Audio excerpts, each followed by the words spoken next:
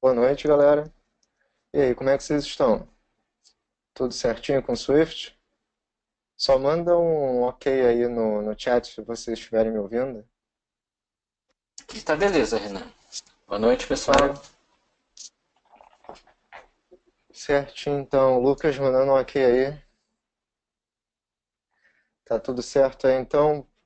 Estão conseguindo ver minha tela? Um pouquinho bagunçada. Botar o slide na frente melhora um pouco a vista. Certo? Então, Lucas aí que está com a gente desde a primeira aula, assistindo, comparecendo aí em todas. Clarissa aí que compareceu na aula de hoje, mas aposto estar assistindo aí os vídeos offline, certo?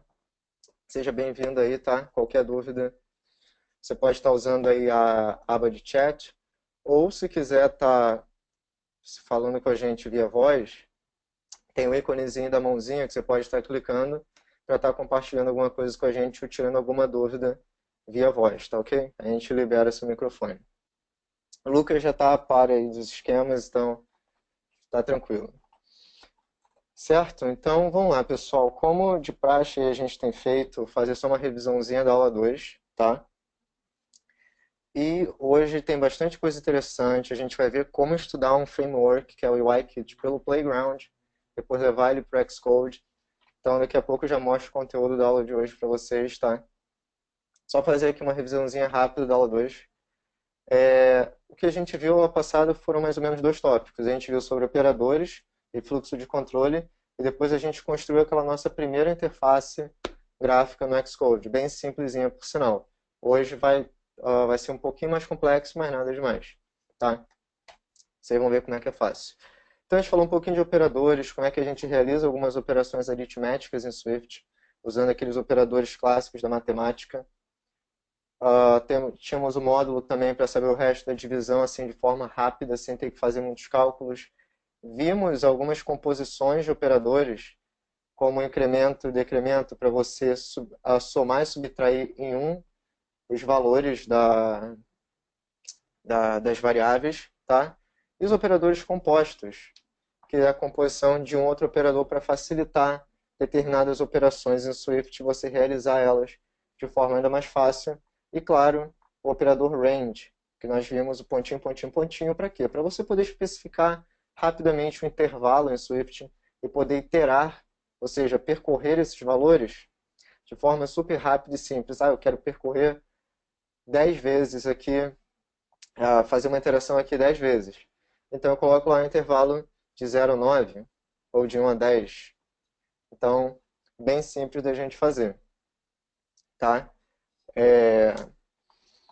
Em seguida, a gente falou um pouquinho sobre o fluxo de controle, como que nós podemos, na aplicação, dizer o seguinte, ó, se essa sentença, se essa expressão for verdadeira, eu quero fazer alguma coisa. Caso ela seja falsa, eu quero fazer outra, eu não quero fazer absolutamente nada. Quero tratar de outra forma. Então, eu começo a escolher caminhos que minha aplicação vai tomar em um determinado momento, diante de uma determinada situação. Ou eu posso pegar uma instrução, um conjunto delas e repetir inúmeras vezes, quantas vezes eu quiser, usando os famosos loops. Então, nós vimos várias estruturas de controle. Quem quiser estar relembrando aí, é só assistir o vídeo da aula 2 de novo. A gente explorou 90% das estruturas de fluxo de controle em Swift, só ficou faltando uma, que era o guard. Vocês podem estar pesquisando aí depois como é que ele é. Até tinha aberto ali um playground sobre ele. Mas no GitHub tem um material só sobre essa estrutura que vocês podem estar vendo depois, tá bom? E antes de passar para os exercícios e perguntas, só relembrando que a gente montou a primeira interface gráfica do nosso aplicativo, eu já mostro ela para vocês. E hoje a gente vai estar dando prosseguimento nela, onde a gente vai criar mais duas, tá? Que para poder dar continuidade no aplicativo e depois estar desenvolvendo código em cima dessas interfaces, tá? E aí chega aquela hora. Se vocês têm alguma dúvida sobre a aula 1 ou aula 2, podem mandar aí, beleza? Eu vou estar dando uma olhadinha. Marco tudo, só lembrando aí, pessoal, só clicar na mãozinha que a gente libera o microfone, tá bom? Então, Clarice, o Lucas aí, pessoal que tiver alguma dúvida das aulas anteriores e quiser compartilhar aí com a gente, só mandar. Lucas mandando aqui pra gente. Quantas estruturas do Swift está tranquilo por enquanto? Beleza, Lucas. Tem dado uma olhada no livro da Apple? Tem bastante. O que a gente fala aqui tem muito mais coisa lá. para vocês estarem dando uma olhada, que não dá tempo da gente cobrir tudo. A gente passa aquele conteúdo básico, essencial, e isso facilita vocês depois pegarem outro e estudarem. Por exemplo, hoje a gente vai falar sobre array e dicionário, como eles funcionam em Swift e quais as diferenças, para que eles servem. E tem um outro tipo de coleção, que é o set, que vocês vão poder estar vendo no livro, tá? Então, se vocês já tiverem uma boa noção hoje de como funciona um array e um dicionário, depois para estudar set vai ser moleza, tá? Então, pessoal, vou passar aqui, continuar passando os slides. Ó, Lucas mandando aqui mais uma. Estou fazendo uma disciplina na faculdade em C e tenho o conceito é o mesmo, né? Só lembrar como é no Swift certinho. O conceito que você diz é qual, Lucas? De array? De vetores? Do quê? Ou do que você já viu na aula passada? Só para eu saber, só para a gente saber aqui. Sintaxe muda. Sim, a sintaxe muda.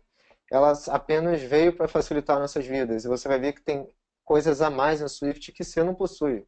Porque como a gente discutiu na aula passada, C te permite fazer muita coisa, te dá muita liberdade, mas as estruturas são muito restritas. Você não tem um leque de diferentes possibilidades para resolver um problema. Você tem uma ou outra solução, não uma solução, mas uma outra estrutura para tratar aquilo. Mas você é livre para fazer bastante coisa em C, administrar memória, tudo isso, tá? Mas no Swift a gente vai ver que tem muitas estruturas para resolver diferentes problemas em diferentes situações. E muito simples de serem usadas, tá? Então, se alguém quiser acrescentar alguma coisa aí, é só mandar pra gente, tá? Só vou dar aqui o cronogramazinho da aula de hoje para vocês. A gente vai começar falando um pouquinho das tecnologias de iOS. Não sei se vocês lembram lá na primeira aula, quando a gente falou de processo de desenvolvimento em iOS. Na parte de desenvolvimento, tinha uma etapa que era tecnologias de iOS. Você estudar alguma tecnologia que vai servir para resolver um problema na sua aplicação. Suprir alguma necessidade da sua aplicação. Se você precisa saber a localização atual, você usa o Core Location, Core Motion para movimentação, MapKit para a questão de mapas e tal. Então, tem uma série de frameworks aí, tecnologias que a gente pode estar usando. Sempre que eu falar framework, tecnologia, pode interpretar como a mesma coisa, tá? Hoje, por exemplo, a gente vai estar vendo uma, que é o UIKit, tá? E na aula que vem, o Core Image para trabalhar com imagens.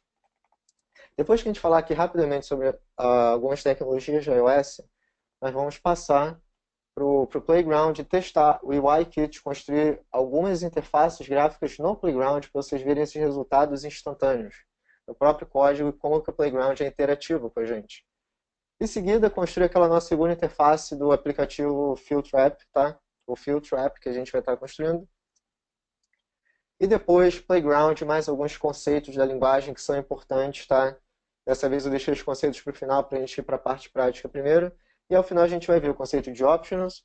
Já falei que tenho falado com vocês desde a primeira aula, que é super importante, não é difícil, que vai ser a capacidade de você criar variáveis que podem ou não conter valor.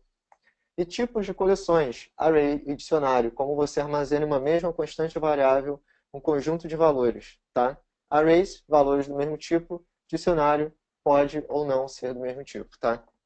A gente vai ver tudo isso daí hoje. Então, o primeiro tópicozinho aqui que a gente vai estar falando é como as tecnologias de iOS, como o hardware, como o dispositivo, a arquitetura dele é estruturada.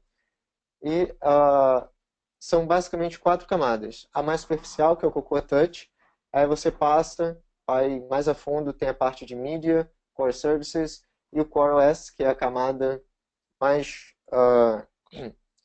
intrínseca do dispositivo, a camada mais, vamos dizer assim, de baixo nível. Tá? E só para dar uma ideia para vocês do que existe em cada camada, com uma analogia do que a gente vai estar vendo aqui no curso e onde isso se encaixa. Só para vocês terem uma noção mesmo, tá bom? Não precisa decorar isso daqui, tá? Com o tempo vocês vão lembrando a camada de mídia. O que é mídia para vocês? Mídia é vídeo, áudio, coisas do tipo. Cocoa Touch é a parte de toques. Então, por exemplo, Storyboard se encaixa aqui, o UIKit para correção de interfaces gráficas, Gesturing, que é a parte de gestos do dispositivo. Aí de mídia, que nós temos a parte de áudio, vídeo, então nós temos o Core Image, que a gente vai estar vendo na aula que vem, o AV Foundation, que é um framework de áudio, que a gente usou em um dos vídeos no YouTube, tá? Só para importar um áudio e poder reproduzir ele no aplicativo, então ele se encontra nessa camada. Core Services, como por exemplo, parte de banco de dados, persistência, o Core Data, Core Location. E parte mais funda, vamos dizer assim, o Core OS. Parte que você trata de aparelhos, acessórios externos do seu dispositivo, Bluetooth, tudo isso daí, essa parte daí, essa camada mais funda aí da arquitetura de iOS, beleza? Isso aqui foi só para dar um panorama geral de onde se encaixa cada coisa, e hoje a gente vai estar vendo a camada mais superficial, um dos frameworks dessa camada, que é o UI Kit. UI de User Interface, interface do usuário, e um kit porque você tem diferentes tipos que vão te auxiliar nesse processo de criação de interface. Você tem um tipo, como eu falei, que representa um botão na interface, um tipo que é um label, um tipo que é uma caixa de texto, e por aí vai. A gente vai estar vendo mais alguns hoje, tá? Então, como eu botei aqui, elementos para desenhar interface gráfica em iOS, tá? Então, em UIKit você cria interfaces gráficas para os dispositivos móveis da Apple, para as aplicações dos dispositivos móveis, tá? Então, hoje a gente vai trabalhar começando deixa eu ver aqui, no Playground, tá? Testando esse framework UIKit no Playground e depois fazendo a analogia do que a gente viu no Playground no Xcode, construindo a nossa última interface gráfica, tá bom? Então, pessoal, alguma dúvida aí? Enquanto eu vou caçando aqui nosso projeto? Deixa eu ver aqui. Aqui. Nosso primeiro projeto, tá? Estava ali minimizado. Carregou aqui direitinho. A gente só demorou um tempinho para começar, porque como vocês viram, eu estava abrindo o Xcode, abrindo o Playground, para ele já ir carregando. Que meu computador aqui, ele é bem antigo, ele só tem 2 GB de RAM, então demora um pouquinho. Eu já estou providenciando aí um setup novo para agilizar aí esse processo aí de aprendizado nosso, tá? Aqui no meu demora um pouquinho mesmo, tem que ter muita paciência aqui, mas agora já foi. Então daqui para frente tá mais tranquilo. Então, só relembrando aí com vocês, já vou deixar aqui até o simulador rodando para a gente ganhar tempo. Essa foi a interface gráfica que a gente construiu na última aula. E qual é a ideia do nosso aplicativo? A gente vai ter essa primeira interface, que nada mais é do que um label indicando o que a pessoa precisa fazer, tá? Nada mais do que um informativo para ela, ó, você precisa fazer alguma coisa para se mudar de tela. Então, você vai ter que clicar ou nesse primeiro ou nesse segundo botão e cada um vai te levar para uma cena diferente, tá? A princípio, hoje, cada um vai te levar para uma cena diferente. Mas na aula que vem a gente vai ver como condensar tudo isso em uma única cena, dizendo no código o que a gente quer carregar nela. Mas hoje a gente vai criar 2 cenas, onde cada botão vai levar para uma cena diferente. E um text field que a princípio vai servir para para o usuário informar um valor de intensidade com que ele quer aplicar o filtro. Na cena seguinte vão ter 2 botões, aplicar o primeiro filtro ou aplicar o segundo filtro. A gente vai utilizar apenas um botão, mas no GitHub vai ter alguns exercícios para vocês usarem um filtro diferente na imagem. O que é um filtro na imagem? É você mudar a cor dela, aplicar um efeito, a gente vai estar vendo alguns aqui. Tá? E como consultar isso na documentação da Apple. O simulador aqui está abrindo. Tá? Enquanto isso, eu vou começar pelo Xcode, depois eu volto para o Playground, para vocês verem no Playground como é que algumas coisas que a gente fez aqui funcionam por trás das cenas. Tá? Então eu já vou começar pela interface gráfica. E o que a gente vai precisar aqui hoje é criar um novo View Controller. Tá? Então eu vou criar aqui nosso primeiro View Controller, que vai representar a nossa segunda cena. Vou botar ele para cá. Certo? Esse nosso segundo View Controller, dentro dele, vai ter um Image View. O Image View, ele nada mais é do que um local na sua view, tá? É uma view específica para carregar imagens. A gente vai ver como se referenciar isso através do código na próxima aula. Mas é como se fosse um tipo, tá? Aqui ficou faltando a gente aplicar aquele auto layout. Essa interface é basicamente essa. Então aqui a gente tem um tipo, se eu clicar aqui duas vezes, vocês vão ver UI Image View, é um tipo específico, é um local para você carregar imagens. Eu vou expandir ela aqui, tá? Vou botar aqui direitinho, certo? E agora, que imagem a gente vai carregar aqui? Eu já vou trazer aqui do meu desktop, da minha mesa, duas imagens que eu já preparei. Eu vou fazer um passo bem simples. Vou pegar e arrastar ela aqui para o nosso projeto. Então, eu vou colocar logo as duas. Só dar um OK ali. Mesma coisa para o bebê. E só um pequeno detalhe. Quando você pega de um determinado local do seu computador e arrasta a imagem para o seu projeto, o path, o caminho dessa imagem, vai ser o seu desktop. Então, se você pegar esse projeto e compartilhar com outra pessoa, vai dar erro e dizer que ele não está conseguindo encontrar essas imagens, porque o caminho vai estar para a sua área de trabalho. Então, o que seria o mais certo a gente fazer aqui? Se fosse compartilhar isso no GitHub com outra pessoa, Dropbox, não sei, para ela baixar, o certo seria a gente, dentro da pasta da aplicação, criar uma outra pasta chamada Recursos, Resources, jogar isso daqui lá para dentro, porque aí o caminho seria a própria pasta do projeto. E essa é a pasta com que você vai compartilhar. Tá? Então, o certo seria fazer isso. Pegar as imagens, jogar para dentro da pasta do seu projeto. Tá? Pode criar uma pasta ou não. Que aí, se outra pessoa for usar, não vai dar ali que a imagem está faltando. Ele vai identificar o caminho corretamente dentro da própria pasta do projeto. Ok? Então, vamos lá. Já importei as duas imagens para o nosso projeto. E agora o que eu vou fazer aqui é o seguinte, vou estar lá no meu storyboard, que é onde eu construo a interface gráfica da aplicação, com o image view selecionado, eu vou vir aqui em um atributo, uma propriedade. Por que atributo? Aqui a seção, ó, passei o mouse em cima, Attributes Inspector. É a parte que mostra os atributos desse tipo aqui, desse elemento de interface. E esses atributos, você pode acessar eles como propriedades através do código. Aqui eles estão graficamente em um formato de formulário para a gente. Então a gente pode chegar aqui graficamente e dizer, ó, eu quero que ele carregue aqui essa imagem. E tá aí a imagem, beleza? Então aqui eu já configurei nesse meu formuláriozinho aqui de image, a imagem. A gente vai fazer isso de novo para um outro view controller, mas primeiro a gente vai prosseguir aqui. A gente quer fazer é o seguinte, quando a pessoa clicar nesse botão aqui do bebê, o que a gente quer fazer? A gente quer ir para a segunda cena. Como é que a gente faz isso?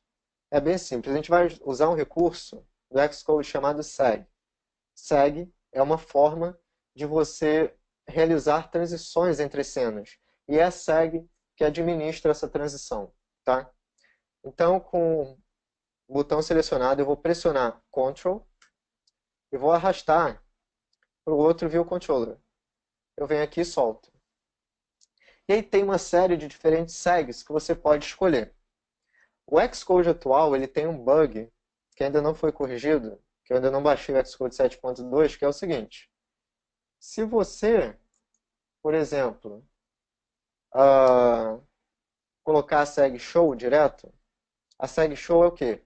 É uma seg que te leva para a segunda cena e já cria um botão aqui para você, vocês vão ver quando eu rodar, que vai nos permitir voltar para essa cena aqui.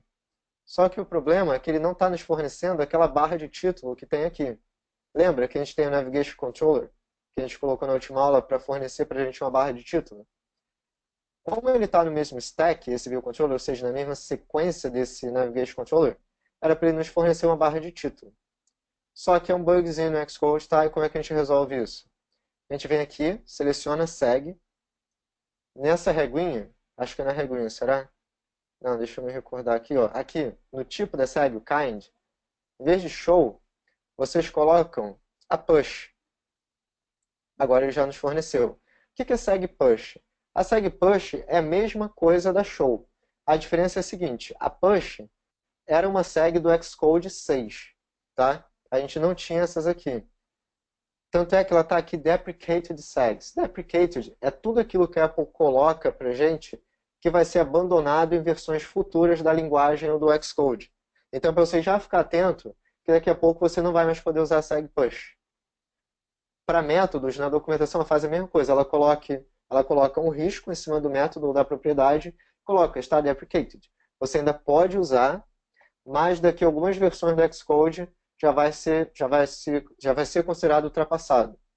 Então agora nós temos essas novas segs no Xcode 7. Então eu já coloco aqui, ó, era a seg push antiga, tá? A replace. Então a gente agora pode voltar para show, e nossa barra de título já está aqui. Lembra o document outline? Só clicar aqui, selecionar essa nossa cena, e a gente vai ver aqui que nós temos agora o navigation item, que é essa barrinha de título aqui.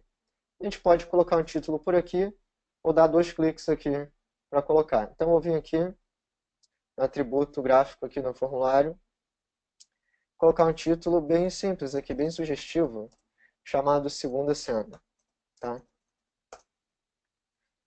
Certo? Agora é só ajeitar aqui nossa imagem. Não sei se ela já vai ficar ajeitada, não lembro. Vamos testar assim, se não ficar a gente joga ela aqui para baixo, tá? Então eu já coloquei a seg show, mudei aqui por causa do bug. A gente vai fazer agora a mesma coisa para o view controller do segundo botão. Então, mesmo processo aqui, pessoal. Vou escolher um view controller, tá? Colocar aqui embaixo, só para ficar alinhado. Pegar outro image view, posicionar aqui, arrastar aqui para o topo, ok? Seleciono ele, venho aqui no Attributes Inspector, vou escolher uma imagem, qual agora? O primeiro foi do bebê, agora a gente volta do cachorro, tá? Vou fazer o mesmo procedimento agora para o segundo botão. Ctrl pressionado, arrasto para o outro view controller, e o tipo de seg, vou colocar primeiro push, por causa do bugzinho, tá? Seleciono a seg de novo, e vou trocar para show. E nós temos agora nossa barra de título aqui. Vou botar também segunda cena, porque vai apresentar ou uma ou outra, tá? Aqui, por enquanto, a gente está precisando criar esses 2 view controllers. O que a gente vai ver na próxima aula é que, através do código, nós só vamos precisar usar um único view controller. Então, a gente vai tirar um desses 2. E no image view, a gente vai carregar a imagem pelo código. Então, a gente vai dizer o seguinte, ó. Se o botão pressionado foi esse primeiro, nós queremos carregar essa imagem aqui do bebê. Se foi o segundo, pega o image view e carrega a segunda imagem. A gente vai poder se referenciar essas imagens através do código, tá? Então, deixa eu ver se está faltando alguma coisa. A barra de título a gente já colocou. Navigation Controller já está certo. Só uma coisinha que ficou faltando. A gente precisa colocar barras inferiores aqui, onde a gente vai colocar botões chamado aplicar filtro, para a gente poder aplicar o filtro sobre a imagem. Só que a barra inferior, ela é um atributo do Navigation Controller. Então, a gente precisa vir aqui até o Navigation Controller, tá? Seleciono o Navigation Controller, venho aqui no Attributes Inspector e coloco aqui Shows Toolbar, porque eu quero mostrar essa barra inferior. Aí ele botou aqui no Navigation Controller, ou seja, todos os View Controllers que tiverem no mesmo stack, ou seja, na mesma sequência desse Navigation Controller, vão possuir essa barra inferior, tá? Eu poderia também tirar a barra superior, esconder ela aqui, sumiu. E isso é um atributo do Navigation Controller. Então é bom vocês já irem se acostumando com essa hierarquia, com essa... onde cada coisa está situada, tá? Se você colocar o Navigation Controller, onde que você encontra a barra superior e inferior? No próprio Navigation Controller, não é aqui nesses View Controllers, beleza?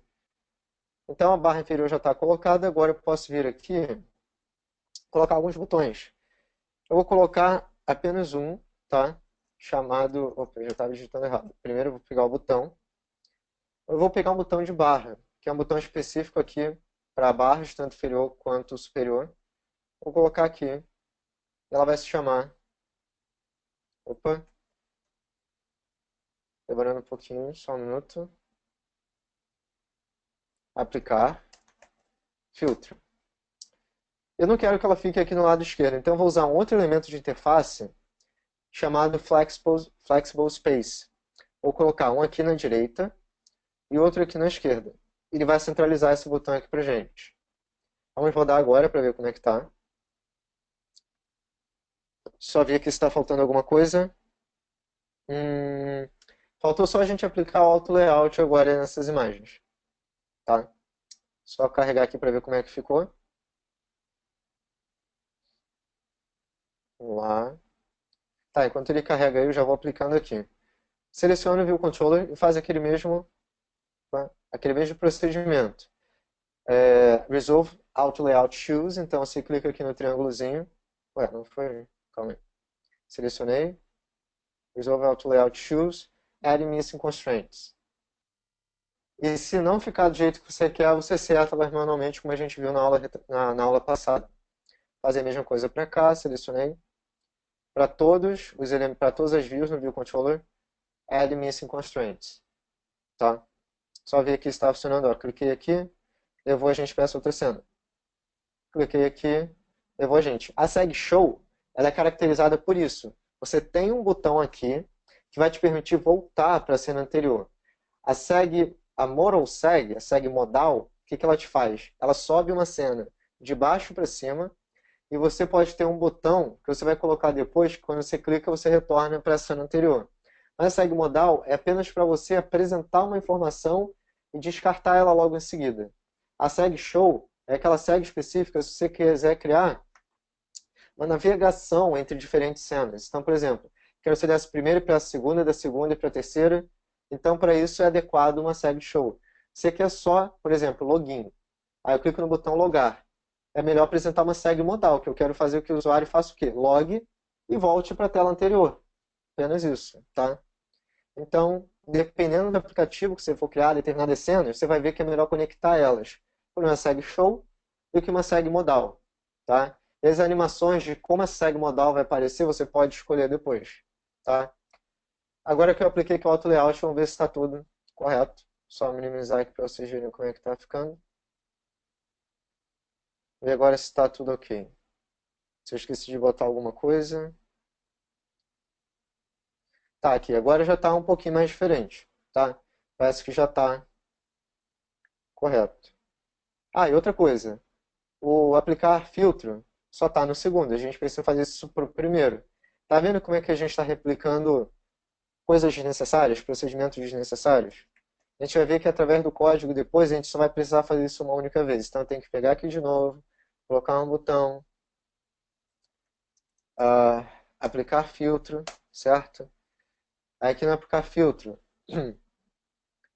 vou usar o Flexible Space de novo, e de novo, tá? E é isso. Então até aqui está funcionando da forma como a gente quer. Por enquanto nossa interface vai ficar assim. Na próxima aula a gente vai pegar o código, a gente vai conectar tudo isso à interface, a gente só vai mexer no código do aplicativo na aula que vem. E a gente vai ver como colocar os eventos desses botões, como que a gente vai usar o Prepare for Seg, que é um método para quê? Para dizer o seguinte, ó, antes de vir para essa cena, eu quero preparar essas informações para passar para ela. A gente vai ver também que a gente vai precisar de um único View Controller para carregar a informação. A gente vai decidir qual informação a gente quer carregar nesse image view desse View Controller, tá? E lembra o que eu falei na primeira aula que eu mostrei Xcode? A gente tem aqui um arquivo chamado View Controller, que é referente a esse View Controller aqui, primeira cena. Na aula que vem, a gente vai condensar esses dois View Controllers em apenas um, e vamos criar um arquivo para esse segundo View Controller, a gente vai colocar todo o código dele ali dentro. E aí vocês vão começar a ver a modularização da aplicação. Como no Xcode é muito mais fácil você fazer isso. Você tem um arquivo onde você só precisa se preocupar com todo o código desse View Controller. O outro com todo o código desse. E apenas dentro de um método chamado Prepare for Seg, já vou dar uma palhinha aqui para vocês, ó. Começo a digitar aqui. Prepare, vamos ver, Prepare for Seg. Ele já termina de sugerir para a gente, e dentro desse método na aula que vem, a gente vai preparar toda a informação para passar para a segunda cena. Então esse vai ser o único momento dentro do seu View Controller onde você vai poder especificar o View Controller de destino, as informações do View Controller de destino. Então você tem aqui a Seg, então você pode especificar o identificador da Seg, por exemplo, aqui. Eu tenho essa Seg, na aula que vem a gente vai botar um identificador para ela, e aqui dentro a gente vai dizer o seguinte, por exemplo, if seg.identifier, identifier, deixa eu ver o que ele vai sugerir. Identifier, que é aquele atributo que estava lá, for igual a alguma coisa que a gente digitou ali, ou seja, a gente quer certificar de que a gente está utilizando a SEG correta. A gente vai ver tudo isso. E se for essa SEG, quer dizer que é a transição que eu quero realizar. Eu começo a estruturar meu código em cima disso. Tá? Então, vou comentar aqui. E esse é o código que a gente vai usar. Dos métodos que a gente vai usar na aula seguinte. Tá? Fora os métodos de eventos desses dois botões, field, beleza? Do aplicar filtro. A gente vai dar uma olhada no Core Image também na aula que vem, ou hoje, se der tempo. Mas ainda tem bastante coisa aqui pra gente ver. Então, pessoal, alguma dúvida com relação a isso? Se vocês quiserem, pode mandar aí, tá bom? Só minimizar aqui.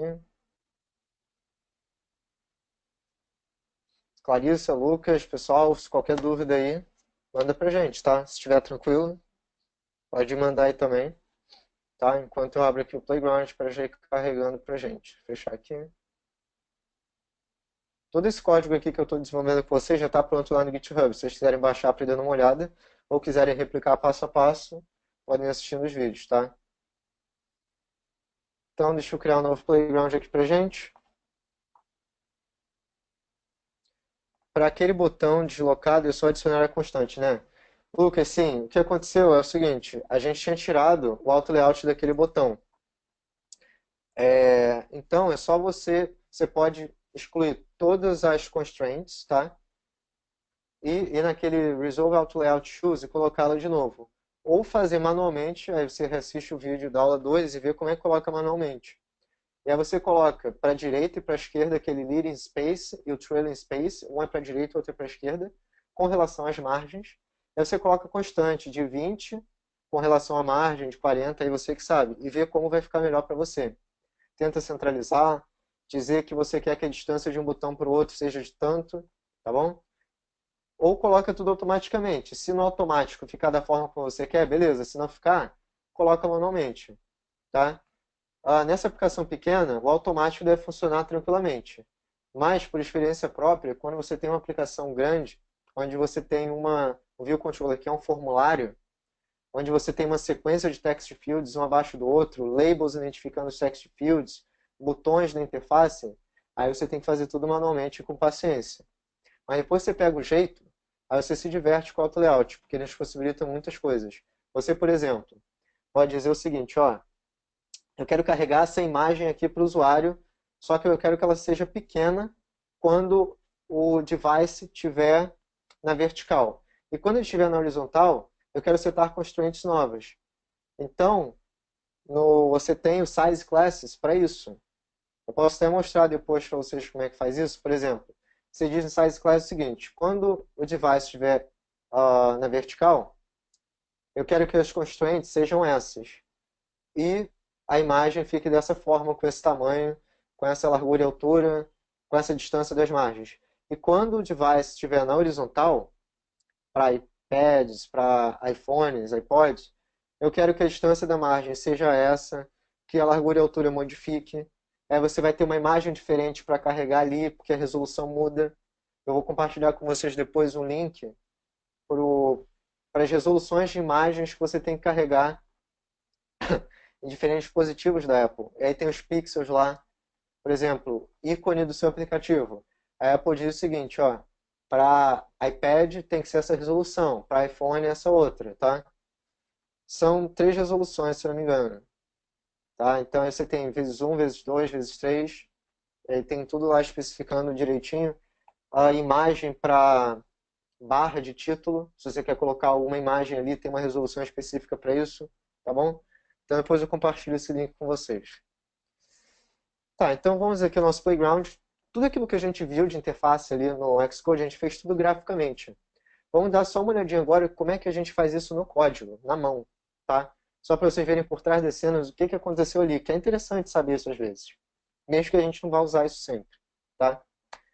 A gente vai ver um pouquinho de coordenadas, bem interessante essa parte. Então vamos lá. Vou botar aqui, testando UIKit. Vou criar aqui na nossa mesa. Então, criei aqui. Vamos lá. certo? Deixa eu... Ah, pessoal, lá no Xcode eu esqueci de aumentar a fonte, tá? Não sei se vocês conseguiram ver bem, mas aqui eu vou aumentar no Xcode, tá bom? Deixa eu ver aqui, Presentation, tá? Só me liguei agora quando eu abri o Playground. Vou botar aqui para os lados. Vamos lá. O UIKit já está importado para a gente. Se não tivesse, a gente importava para poder usar os tipos desse framework, tá bom? Então, vamos ver o seguinte. Lá no Xcode, o que nós fizemos? Quando nós colocamos um View Controller na Storyboard, ele já forneceu automaticamente para a gente uma view, não foi? A gente tinha o View Controller e dentro desse View Controller a gente tinha uma view. Nós vimos lá na primeira aula que essa view ela gera uma propriedade padrão da própria classe UIViewController, que já tinha sido fornecida para a gente, aquela classe ViewController. Então a gente já poderia acessar essa propriedade da view porque ela era algo padrão que já era fornecido pelo ViewController. Como é que a gente cria essa view manualmente?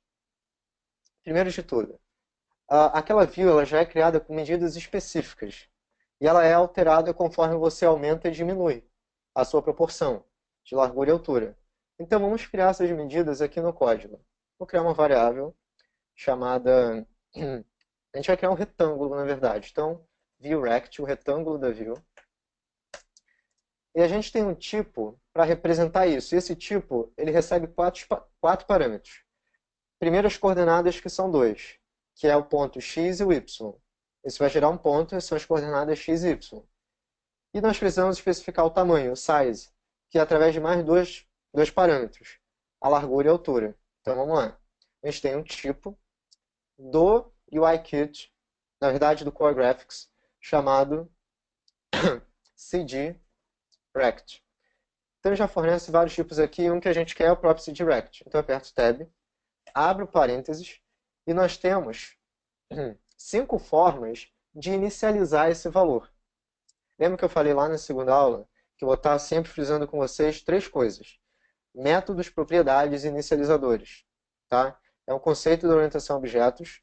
E inicializadores é um conceito que é o seguinte. É uma forma de você instanciar ou inicializar, tá, um valor ou um objeto para ser utilizado pela primeira vez. Tá? Você pode usar qualquer um desses termos.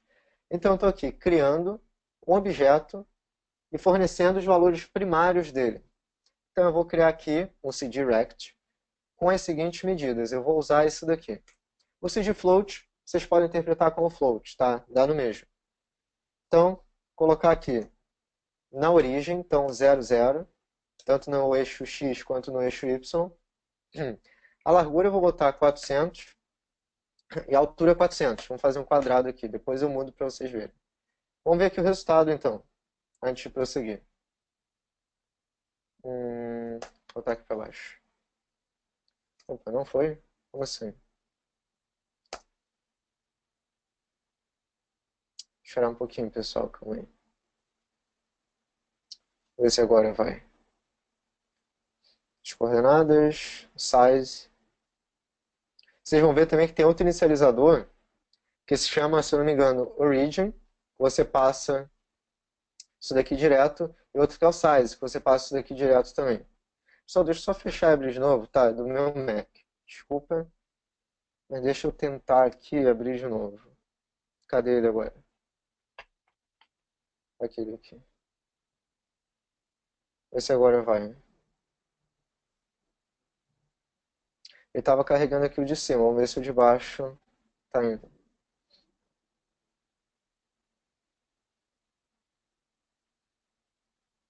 Vamos lá. E Renan, Sim, Marco. você não quer encerrar o simulador não para liberar um pouco de memória? Pode ser simulador. Deixa eu tirar aqui. Vamos ver se é isso. Geralmente quando eu deixo o Playground carregar pela primeira vez, depois é tranquilo, vai direto. Agora eu não sei por quê. Porque ele está até carregando, mas 2 GB de RAM tem que esperar mesmo. Vamos lá. Para vocês verem aqui, pessoal, que do lado direito vocês vão conseguir visualizar a medida, ele vai dar isso graficamente para a gente. Então vocês vão conseguir acompanhar passo a passo. Primeiro as medidas, ele vai te dar o retângulo. Depois a gente vai criar uma view com essas medidas, mas a view vai estar em branco. Então a gente vai dar uma cor de fundo a ela, para vocês visualizarem o tamanho, tá? Depois a gente vai usar o Image View para colocar a imagem. A gente vai criar uma outra e colocar essa imagem por cima, tá? Nossa, pessoal, que demora.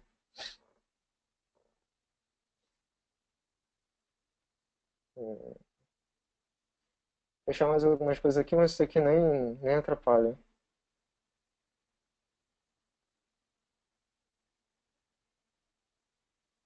Deixa eu tentar aqui outra coisa. Fine Editor Product. Tinha uma coisa aqui para executar o Playground aqui. Execute Playground. Vamos tentar manualmente. Botar aqui e mandar rodar de novo.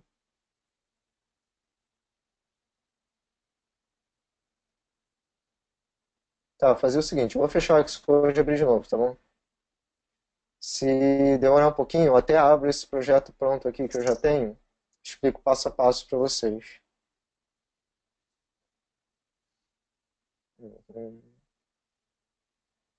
Tipo, esse daqui eu acho que já está até pronto. Vamos ver que você vai.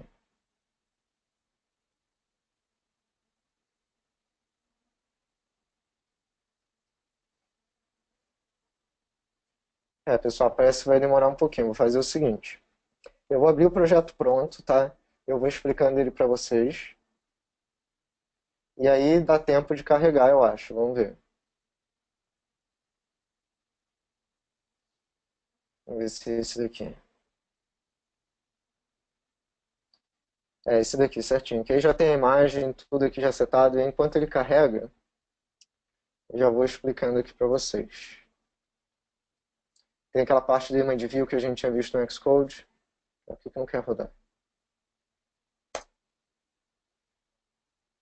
Tá, pessoal, enquanto vai aí, vamos fazer o seguinte, olha só. Aquele view rect eu coloquei aqui como medida. Então a gente vai criar as medidas para o nosso view.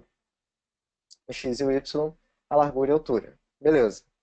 O que a gente vai fazer em seguida é criar uma view, aquela view branquinha que tinha lá no view controller. A gente vai criar ela aqui manualmente. Então a nossa view, aqui já carregou, maravilha. Deixa eu só fechar aqui. Aqui também, aqui também. Vamos lá. Aquela view branquinha a gente está criando aqui manualmente. Então a gente utilizou um tipo chamado UIView e passamos as medidas. O frame nada mais é do que um quadro em português. Então a gente passa o quadro, que é o retângulo. Então se eu coloco aqui no código, vocês vão ver o retângulo que ele criou, no caso é um quadrado. Se eu colocasse aqui 200, vocês vão ver essa mudança na hora, em vez de ter que ficar rodando o simulador. Então ele já vai alterar aqui, agora o retângulo. Vou botar aqui de volta para 400 para não atrapalhar a gente ali mais à frente. Eu passei as medidas e criei essa view. Só que aqui a view está em branco, então a gente não consegue ver essa informação direito. Então eu dei uma cor de fundo para ela vermelha, usando o UI Color. E agora vocês estão vendo as medidas corretas. Outra coisa que eu fiz foi o seguinte. Eu coloquei uma imagem aqui na pasta Resources, aquela imagem do bebê. Então ela já está aqui, é só pegar e arrastar aqui para dentro, tá? E já joga para dentro dessa pasta.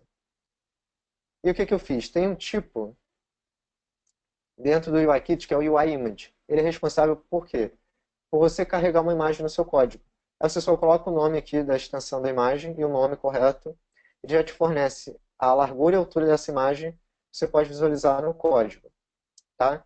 O que eu vou fazer agora? Criar um UIImageView, que é o que eu falei para vocês. É o local específico para você carregar imagens. Uma view para carregamento de imagens, como a gente fez no Xcode. E eu usei também o inicializador frame. E passei umas medidas novas que eu criei. Qual a diferença dele de cima? Aqui eu criei uma variável para armazenar essas medidas, tá? Esse objeto que representa essas medidas. E aqui eu criei ela durante o próprio inicializador, tá? A diferença é que aqui eu não vou poder levar esse valor ao longo do código, ele vai estar aqui dentro. Aqui não, aqui eu criei uma variável chamada medidas e agora eu pude armazenar esse valor aqui dentro, tá?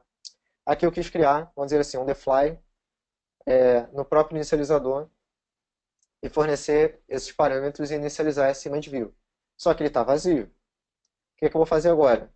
Usar uma propriedade chamada image do tipo, o image view é de qual tipo? Apertei option com o trackpad aqui em cima, do tipo UI image view. Usei a propriedade image e forneci a imagem como parâmetro. lembra que tem que ser tipos pertinentes, tipos iguais. Então aqui, image é uma propriedade já desse tipo, já está no código da Apple, isso pronto para a gente utilizar. Então, aqui ela é do tipo UIImage, então a gente tem que passar um valor do tipo UIImage. Pronto, a gente criou a imagem ali em cima e passou. O que a gente fez em seguida? A gente quer colocar essa imagem em cima daquela outra view. Então eu faço view.addSubview e adiciono o image view que a gente criou. E agora a gente tem uma view em cima da outra. Esse daqui é um método. Lembra que métodos você diferencia de propriedades por causa do abre e fecha parênteses e você passa parâmetros para ele. Existem métodos que não possuem parâmetros, eles só executam alguma tarefa, tá? Algum procedimento, algum bloco de código. Outros recebem parâmetros para utilizar esses parâmetros dentro do escopo deles e fazer alguma coisa. E outros ainda retornam valores para você, tá? Para você utilizar pelo código, alguma coisa do tipo. A gente vai estar criando funções na aula que vem na nossa aplicação. Funções, métodos, que na verdade são a mesma coisa. A diferença é o seguinte, funções é algo, vamos dizer assim, global, que você cria fora do escopo de uma classe, estrutura ou enumeração. Quando você pega uma classe, você pode entender como seja um tipo. E dentro desse tipo, você cria uma função, isso passa a ter o nome de método. Que você passa a acessar ele através desse dot syntax, do ponto.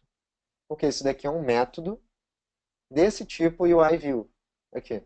Certo? Então, o método nada mais é do que uma função. E uma propriedade nada mais é do que uma constante ou variável. A diferença é mais conceitual. É mais em qual lugar ela está, para você identificar, pô, se o cara está falando método, é porque é uma função dentro de uma classe. Se o cara está falando propriedade, é porque é uma variável constante de uma classe. Então, só para ter essa diferenciação. Tá?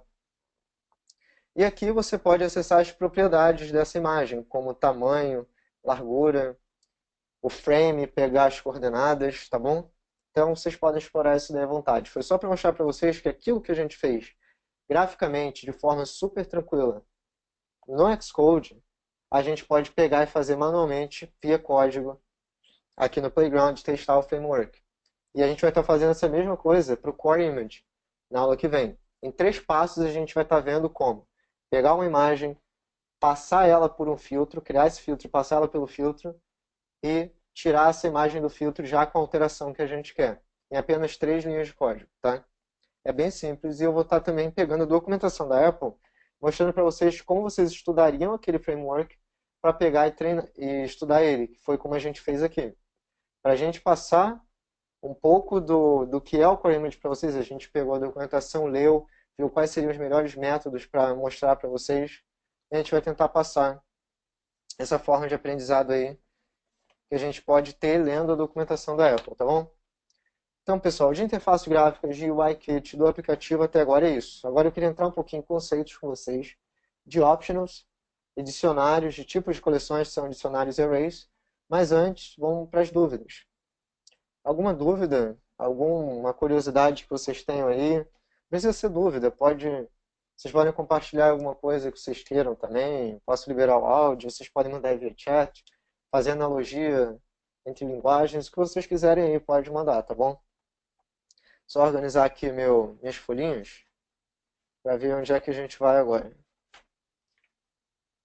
Certo, então acho melhor a gente ir para optionals, tá bom? Deixa eu criar um outro playground limpo aqui pra gente. Enquanto vocês vão pensando aí. Lucas Neves mandando uma pergunta pra gente. Quais vantagens e desvantagens de fazer no Xcode ou em código? Lucas, essa é uma pergunta que muita gente faz já há um bom tempo, quando a Storyboard foi algo que revolucionou, assim, vamos dizer, a programação iOS, porque muita gente migrou de fazer tudo no código e começou a usar a Storyboard para fazer tudo graficamente. A diferença disso, tem um vídeo lá no YouTube da Mob Geek, que a gente fez várias coisas da interface gráfica, vários elementos customizados da interface com blocos, por exemplo, que é uma view customizada, pelo código. E o que o código te dá mais liberdade? Você foge do padrão. Você pode criar, por exemplo, dar um exemplo bem simples. Vamos dizer um table view. Um table view, o que que é? Um table view é uma forma de você apresentar dados em uma lista. Então, por exemplo, não tem o Notes App ou um aplicativo de tarefas, onde cada linha você coloca uma informação, você tem aquelas células. Então, aquela célula por padrão, no Xcode, sem você ter que fazer nada via código de customização e tal, ela te fornece um título e um subtítulo. O título é o texto maior e o subtítulo um textinho que você pode colocar embaixo desse texto que vai estar centralizado. Mas se você quiser colocar uma imagem nessa célula, se você quiser colocar um accessory type, um tickzinho, por exemplo, ou colocar a localização atual do usuário ali dentro, pequenininho, como outro subtítulo, você tem que fazer isso via código. Então, no código, te dá mais liberdade de você customizar. Se aquilo que a Apple já te forneceu padrão no código, você não supriu sua necessidade, você pode customizar. E o que você faz? Você cria um arquivo, por exemplo, UI Table View Cell, e ali você diz que vão ter 4 propriedades, que vai ser título, subtítulo, imagem, e não sei o que. Aí na interface você customiza aquela sua célula, especifica essa alteração no código. Então no código te dá mais liberdade. Mas tem muita coisa que na interface te facilita. Por exemplo, essa transição entre cenas, você faz tudo no código. Você não precisa pegar o código, inicializar os view controllers, tudo por ali.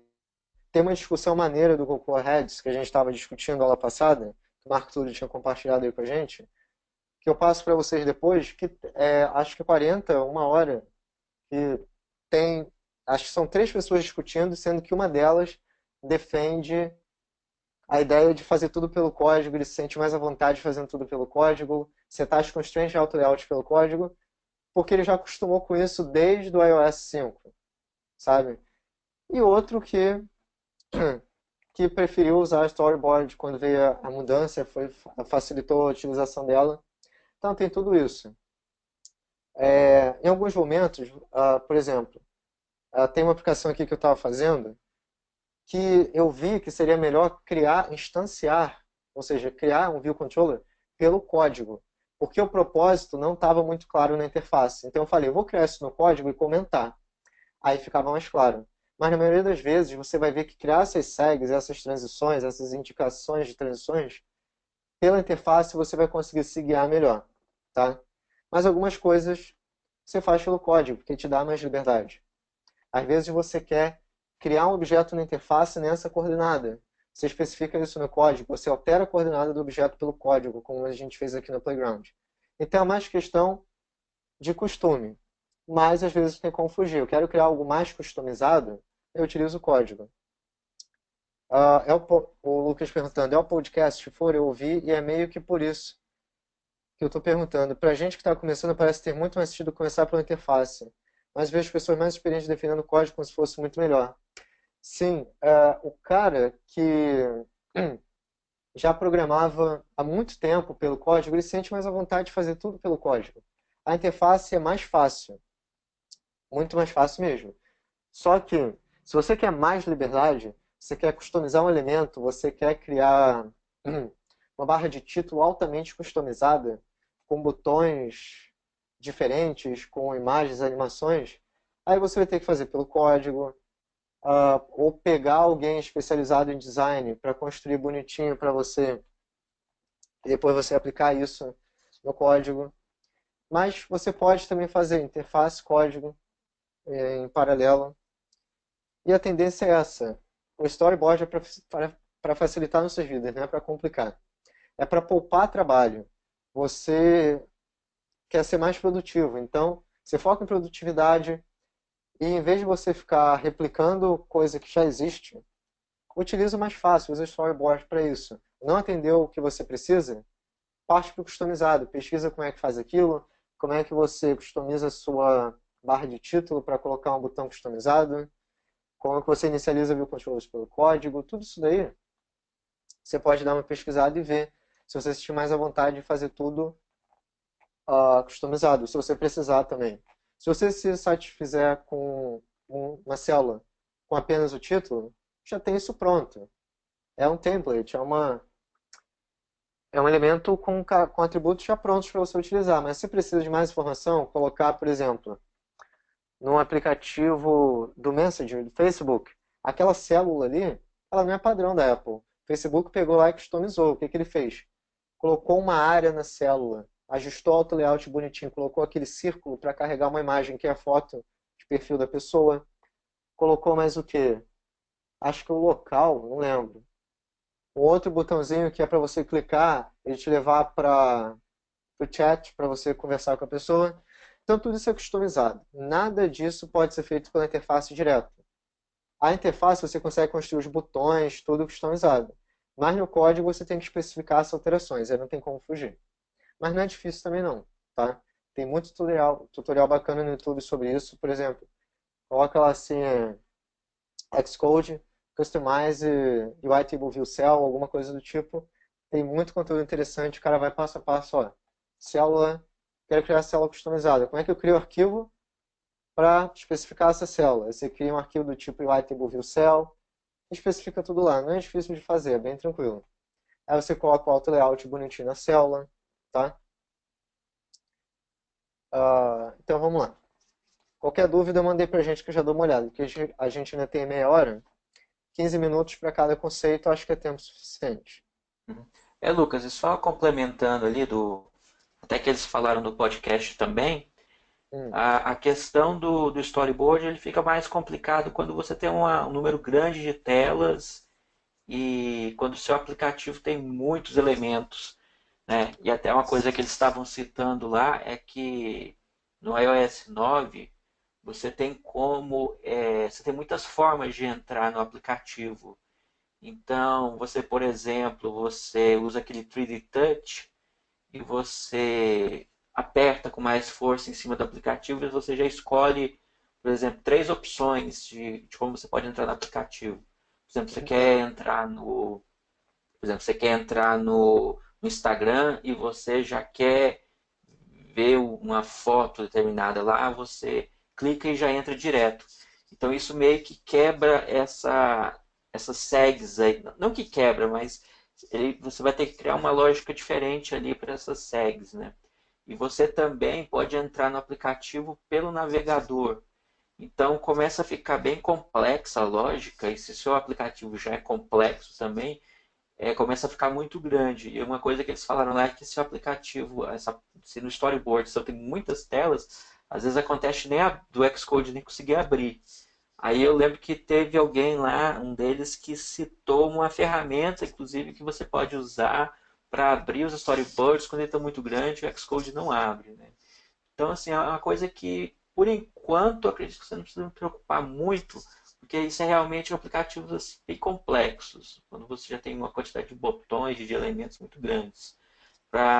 Agora, nesse momento que está começando, é mais tranquilo, isso aí vocês não vão ter esse tipo de problema por enquanto. Isso é realmente quando tiver uma coisa bem mais complexa, que conforme vai aumentando o tamanho do programa, você também vai aumentando a complexidade dele. Então, certas coisas que que por enquanto não são problema começam a surgir, tipo gerenciamento de memória, esse tipo de coisa. Mas isso é uma coisa mais não é uma coisa para estar preocupado agora. Assim. Por enquanto, vocês podem fazer tanto pelo código quanto pelo storyboard e comparar. Beleza? Isso aí, Marco. Uma coisa que eu ia falar também, nossa, agora me fugiu da memória, calma aí. Por exemplo, você tem uma view e desse view controller sai, por exemplo, 6 segs para diferentes views. A lógica dessa seg está no código. Então, só olhando pelo storyboard, você não sabe qual a lógica, por exemplo. Às vezes é bem óbvio, você clica na seg, é um elemento da interface que está te direcionando para outra. Mas às vezes a seg sai direto do view controller. E a lógica para essa seg ser disparada está no código. Às vezes vai ser um evento do usuário, às vezes vai ser, não sei, dependendo de qual elemento ele é pressionado, vai ser disparada essa seg através de uma condição que está especificada no código. Então, se você clica na seg e não aparece o elemento que ela está conectada, é porque você conectou ela do próprio view controller. E essa lógica você só consegue ver pelo código. Então, nessas situações, Você vai para o código, comenta bem a lógica da SEG para saber o que está acontecendo. Então, uma aplicação grande com 6 SEGs saindo de um view controller, indo para outro, dali indo para mais 2. Então, tem coisas que só no código você consegue entender como funciona. Não dá para apenas olhar pela interface e saber o que está acontecendo, tá bom? Mas isso para aplicações de médio a grande porte, tá? Então, vocês não precisam estar se preocupando com isso agora. É importante vocês pegarem os conceitos que os desenvolvedores usam no dia a dia, quase sempre, de SEG, de optionals, de coleções para você armazenar, dar um append nos valores que você está pegando e tendo que armazenar no modelo de dados. Então, isso é importante vocês estarem sabendo, tá? Os elementos principais, como funciona a navegação, como o ciclo de vida da aplicação é estruturado. E quando vocês tiverem isso bem sólido, quando vocês estiverem desenvolvendo, vai ser bem mais fácil vocês tomarem uma decisão. Pô, eu faço isso pela interface? Ou será que eu deixo aqui e especifico tudo no código? Vocês vão poder tomar essas decisões melhores.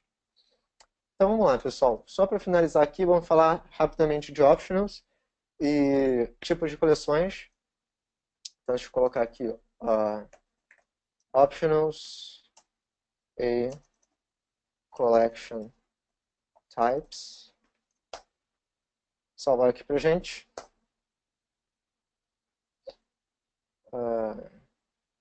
Tipo de coleções é bem interessante porque a gente já teve aluno que assim nunca tinha visto programação. E era o que também surgiu era o que eu tinha pensado assim que eu entrei na faculdade, estava vendo algoritmo e pensei, pô cara, mas às vezes eu tenho 1000 valores que eu quero armazenar, eu teria que criar 1000 variáveis para esses valores? Não, você cria uma variável e vai armazenando dentro dessa variável todos esses valores, através de uma array ou um dicionário. Então, assim, automatiza bastante o processo, que criar 1000 variáveis para armazenar esse valor. Então, a gente vai estar dando uma olhada nisso aí daqui a pouquinho. Vamos começar por optionals, tá? E, primeiro, o que é optionals? Optionals, o nome já é bem sugestivo. Algo opcional é você ter uma variável que contém ou não um valor. Você pode verificar se ela contém valor e se ela estiver vazia, você trata de uma forma. Se ela tiver valor, você extrai esse valor e trabalha com ela. E tem vários usos práticos para isso. Eu vou estar abordando alguns deles aqui com vocês. Então, vou dar um exemplo bem simples. Um exemplo que a gente sempre dá aqui, que acho que é fácil do pessoal entender, é de uma agenda eletrônica, onde eu tenho o nome da pessoa. Por exemplo, deixa eu pegar o nome aqui de alguém. Vou pegar da Clarissa aí que está participando com a gente hoje. Então, Clarissa, tá? Nossa agenda eletrônica. A gente precisa anotar o nome, que é obrigatório, tá? Obrigatório também informar o telefone fixo. Então, vou botar aqui 31 44 33 16. E vai ter o celular. Celular, que pode ser opcional. Então, eu digo o seguinte, dois pontos, digo o tipo explicitamente, coloco ponto de interrogação, para dizer que essa variável, em algum momento do meu código, pode estar vazia, que é o momento atual, ela está sem valor, por isso new. Eu vou botar aqui agora que ela recebe, vamos dizer que ela informou número de celular qualquer, 98845 5644, tá? E agora ela possui valor. Então, essas redes eletrônicas vão ter esses três campos, tá? Poderia ser uma célula customizada, onde seria o título, o subtítulo e o celular, mais uma informação adicional que a gente teria que customizar para colocar, tá? Mas esse seria opcional, poderia ter ou não, tá? Dependendo se a pessoa quisesse informar. É a mesma coisa no formulário online, tem aqueles campos obrigatórios e opcionais, a mesma lógica, e o optional veio para facilitar, para você ter certeza no código seguinte, se não é uma variável opcional, eu tenho certeza que ela sempre vai ter valor, tá? Ela nunca vai ficar sem. Se é uma opcional, eu tenho que tomar cuidado e verificar antes se ela possui ou não, tá? Então vamos lá. Como que a gente verifica isso agora? Tem duas formas. Uma que é o FU, é o Forced Wrapping. É você forçar o desempacotamento.